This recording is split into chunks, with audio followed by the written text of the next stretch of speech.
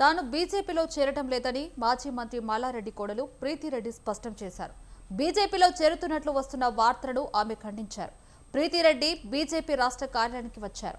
BJP సంస్థాగత incharge Chandrasekhar తివారీని ఆమె కలిశారు. ఈ సందర్భంగా మాట్లాడిన ఆమె తాను ఏఐసిటి యూనివర్సిటీ ప్రారంభోత్సవానికి ప్రధానమంత్రి మోడీని ఆహ్వానించేందుకు వచ్చినట్టు తెలిపారు. ప్రారంభోత్సవానికి ఆహ్వానించేందుకు అన్ని పార్టీల నేతలను కలుస్తూ ఉన్నానని చెప్పారు. మల్లారెడ్డి బీఆర్ఎస్ లో ఉంటారని ఈ సందర్భంగా ప్రీతిరెడ్డి క్లారిటీ ఇచ్చారు.